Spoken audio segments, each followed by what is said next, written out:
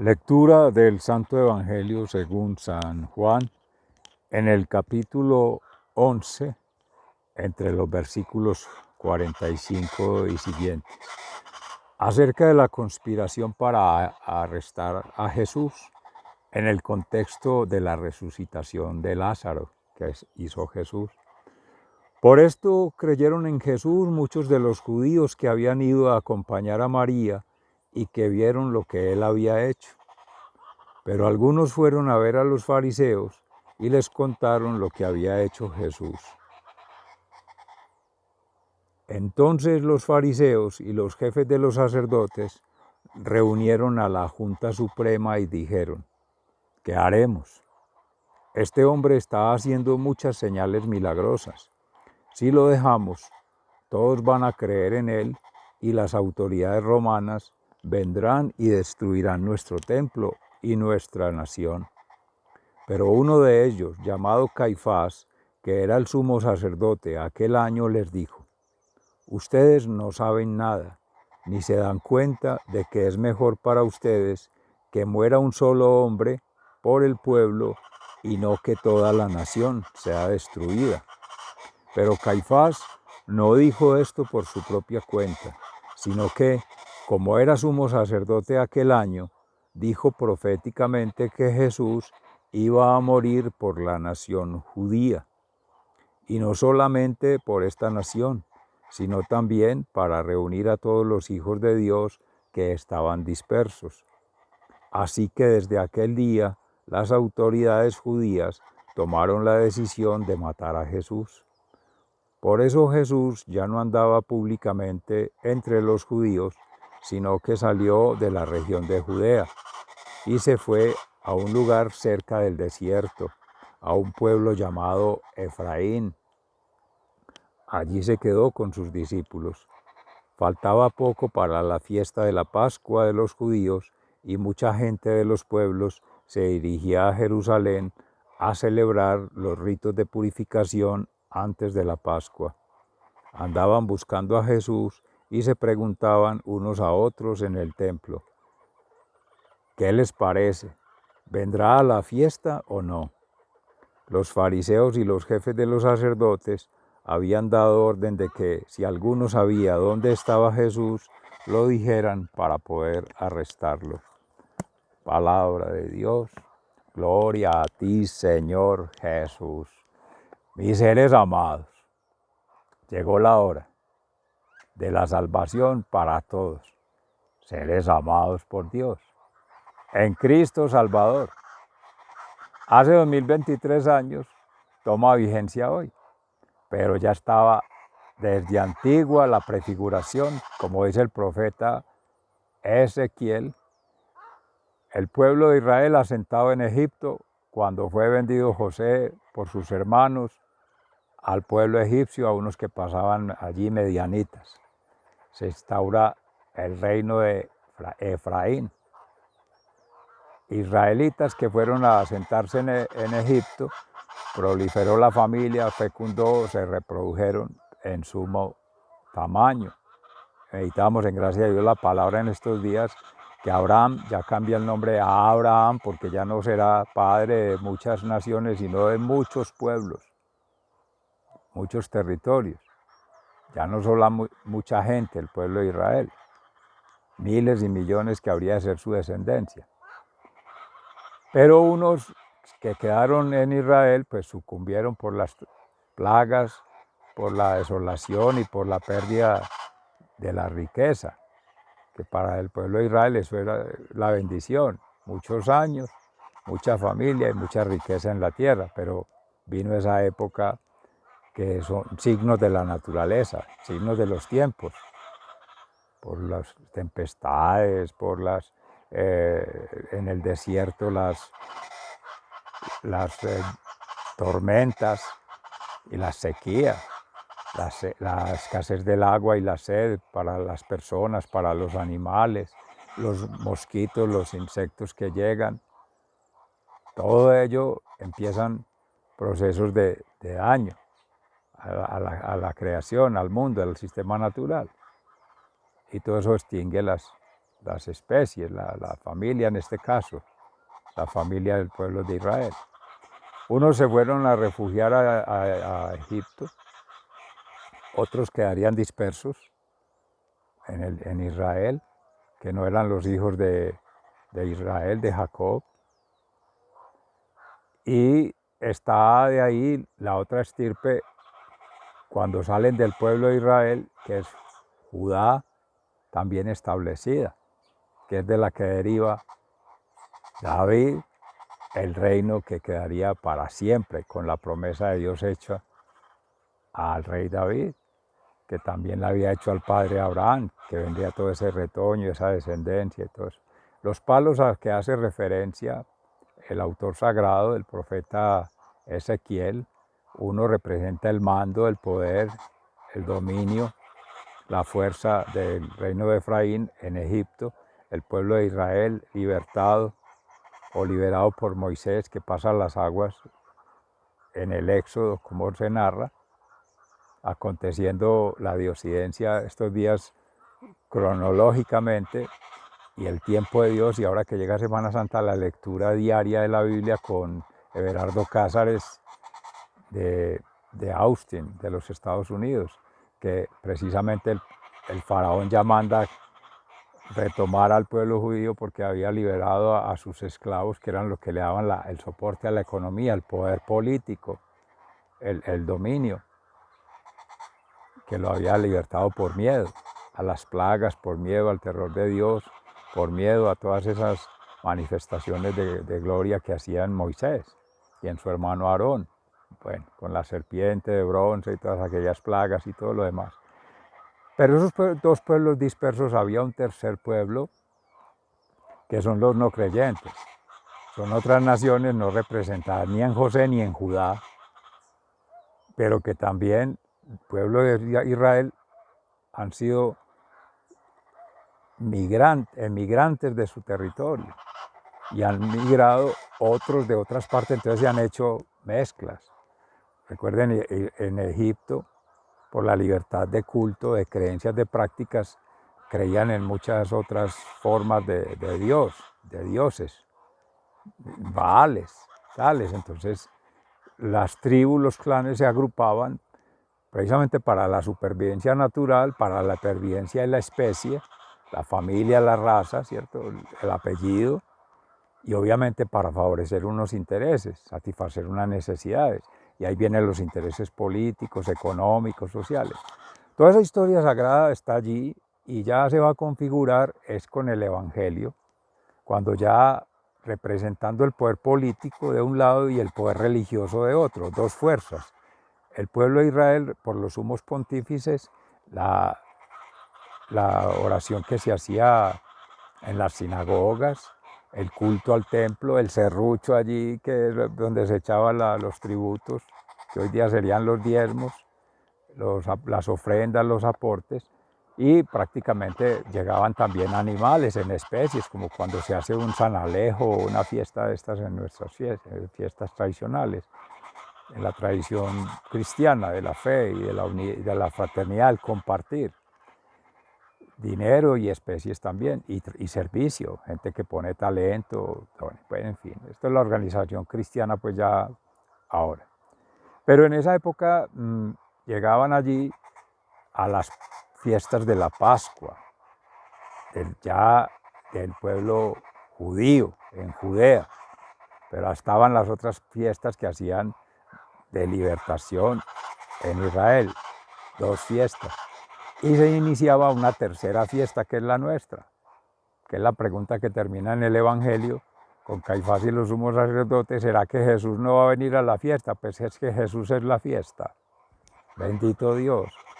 Pasión, muerte y resurrección de Cristo, la Semana Santa, el Triduo Pascual, por la fe, el bautismo. Como se decía ayer en la meditación de la palabra en gracia de Dios, Jesús fue a buscar, después de que lo querían apedrear, a Juan Bautista, al Jordán, donde había sido bautizado por Juan Bautista, la comunidad juánica, un refugio por allí. Hoy ya está en un poblado de Efraín, manteniendo el secreto mesiánico, esperando que coincidan las tres fiestas. Pascua antigua, Pascua ya con el pueblo de Jerusalén y la Pascua de Cristo, con la anunciación Dios mediante mañana con el día de Domingo de Ramos, de la entrada triunfante del Rey de Reyes, el tiempo del templo, la gente aclamando a Jesús, que creen en Jesús, que le creen a Jesús y que crean con Jesús una nueva historia de salvación, siguiendo el Evangelio, caminando con Él. Esa es la invitación. La pregunta es, ¿creemos en Dios? ¿Le creemos a Dios? Y creamos con Dios. Porque ¿dónde están todos los que andaban conmigo? Todos los que conspiraban. En representación el traidor, Judas. En representación el negador, el que lo negó, Pedro. Y en representación de todos los pecadores, tirando la piedra, escondiendo la mano. Ayer que lo querían apedrear por blasfemo, cuando él exorcizó espíritus y sanó a la pecadora, sorprendía quizá en adulterio, según se decía, y la iban a apedrear porque era la ley. Ahora ya no era apedrearlo por blasfemo, era matarlo porque era una amenaza política, económica y social. Pues si ya ven que es un líder y está trayendo gente y está quitándole gente a los templos, el poder religioso, le está quitando quizá gente al pueblo romano, aunque Jesús lo dejaba muy claro con la moneda aquella cuando tiró de quién es la insignia, ¿no? que el sumo de César, pues entonces da a César lo que es del César. Entonces aquí muy representando en los romanos, Pilato se lava las manos, aquí Caifás representando a los judíos, toma las profecías de la anunciación ahí en Ezequiel, que había un rey que habría de reunir todas las tres naciones, las de Efraín, replegadas en Egipto, las de Judá, replegadas de donde viene el hijo de David, el reino de David, y las que están dispersas en el mundo. Serían tres bastones, tres palos de mando, tres poderes, en lo político, en lo económico y lo social. Ellos no querían perder, los fariseos, los doctores de la ley, y ahí estarían también los escribas, esa alianza que habían hecho entre lo político y lo religioso como pueblo cristiano y como pueblo romano, respectivamente. Así sea su verdugo, como digo, el tirano, preferirían estar pagando impuestos, pero sobre todo los que están en el poder religioso, tener las prebendas, tener el reconocimiento y tener la forma de sometimiento al pueblo. Mientras sigan tributando, mientras sigan laborando, o sea, sigan esclavos en cierta forma, sometidos por la fe, quizá visto de esa manera, no en gracia de una discusión bizantina, ni de provocar una herejía, ni mucho menos división en la iglesia, sino por el contrario. Cuando el interés propio, el interés de un grupo y el interés de una agencia política está por encima de toda la comunidad, de todos los pueblos, ya no solo un pueblo, que es lo que viene Cristo a unir toda la humanidad, ya no una comunidad, ya no la unidad de una familia, no, todas. Eso desata miedo, de terror, pánico, nos van a quitar el poder, nos van a sacar de la zona de confort, del status quo, las falsas seguridades que da el dinero, el poder, el tener, el placer, el mutuo elogio. Nos van a desacomodar y Jesús siempre vino a sacarlos de la zona de confort. La espada doble filo. Te saca de donde está, como a Mateo lo sacó del mostrador allá publicano, pero lo llevó a seguirlo. Sígueme. Y sin dudarlo dejó todo. Eso, como muchos hicieron. O sea, va al corazón, lo toca en la sensibilidad humana y dice, bueno, es con el corazón de Jesús, caminando con Él, y dejando todo lo demás. Ama a Dios con toda tu alma, con todas tus fuerzas, con toda tu mente, con todo tu ser y a tu prójimo como a ti mismo. Ese es el Shema, el escucha Israel. Ese es ser coherente entre sentir, pensar y actuar de una. Me llamó Jesús de una. Yo llamé a Jesús y me escuchó de una. Entonces que el ser y vida y obra se vean por los actos y los frutos del corazón. Entonces Ahora sí, la coherencia. Cuando Cristo va a estar allí en la cruz, lo vamos a dejar solo. Lo vamos a dejar como un líder sacrificado por los demás, como se hace en lo político. Ah, ya tengo mi candidato, ya voté por él, y él que pague y él que asuma todo. No, cuando uno vota la confianza en alguien, tiene fe, confianza y esperanza, no en ese alguien, sino en la promesa de salvación. Y es que esto no es un voto de intereses económicos, de intereses políticos, de intereses sociales, no. En eso fracasan o fracasamos o han de fracasar todas las personas, grupos e instituciones que en una falsa caridad se dedican a hacer obras de piedad, de caridad, de misericordia, como hacían ahí los fariseos en el Sanedrín. El Sanedrín es el poder. Como conseguir también votos para apoyarlos en una alianza política con otro imperio, ya dos imperios acabándolos sacar, celebrando, mire lo paradójico, celebrando la liberación de un tirano para entrar en manos de dos otros, tres tiranos, tantos tiranosaurios hay.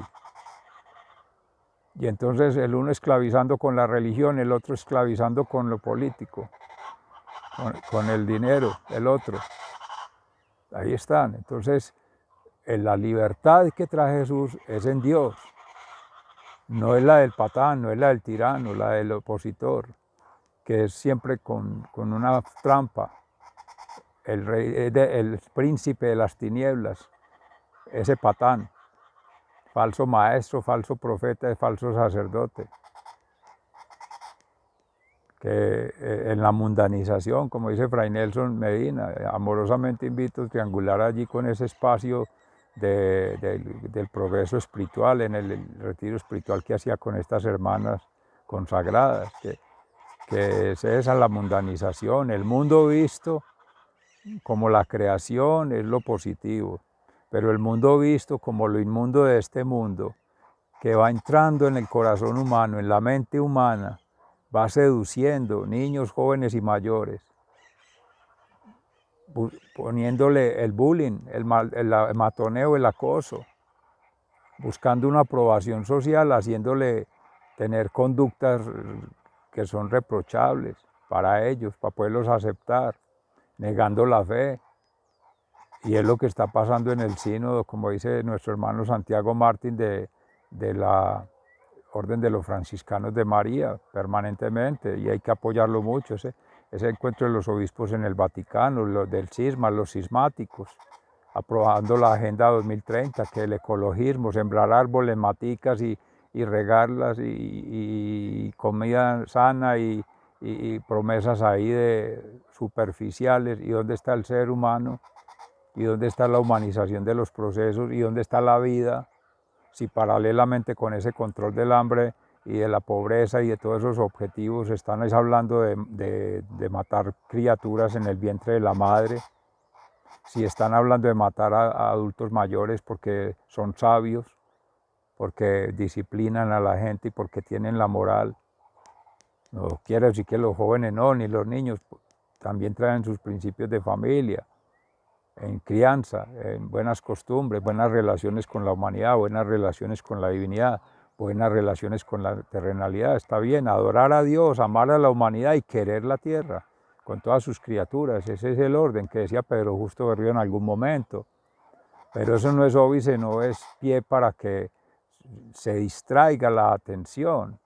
Es que así nos van cooptando, lo dice Fray Nelson, amorosamente.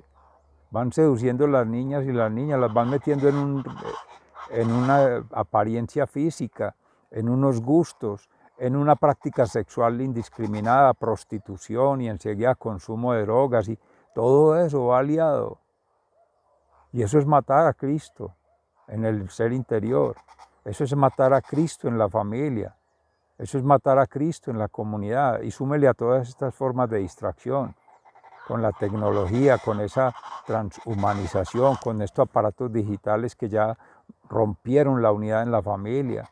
Ni siquiera sirvió la llamada pandemia para unir la familia. Estaban en el mismo cajón, en el mismo hueco, unos muriendo, bendito Dios, otros en un hospital, bendito Dios, en cuidados intensivos, otros por ahí en la calle exponiendo, bendito Dios, que ganándose la vida, no, dando la vida para poder conseguir con qué vivir. Y entre tanto las amenazas de la pandemia, del militar, que las presiones, los impuestos, todo, y esperando que un nuevo orden, y ahí salieron al mismo desorden de siempre. Prostitución, promiscuidad, matoneo, violencia, todo lo mismo que se supone que la gente habría de cambiar estando en unidad. Pero bueno, esto habrá de ser Dios mediante para la meditación la próxima semana, con el espacio del 4 al 11 de abril que tenemos para compartir del ser, vida y obra de su servidor, amigo y hermano, por este nacimiento natural, el nacimiento espiritual y el nacimiento también, digamos, en gracia de Dios intelectual, que ha permitido su acontecer en lo que el carisma, dones, gracias y talentos, para gloria de Dios, su servidor, amigo y hermano, siervo de Dios, servidor público, profesor universitario, toda la vida, prácticamente ya a puertas de jubilación, pero seguir ya consagrado a la comunidad en este proceso, a la familia y a todos seres amados, a escuchar testimonios, a compartir testimonios de vida en Cristo y a construir experiencias de vida significativa en Dios, para gloria de Dios. De ahí que con esto quiero finalizar invitando amorosamente a ese cierre, y pues hasta pronto, Dios los bendiga, sigan siendo felices. Hasta pronto, un abrazo. Gracias.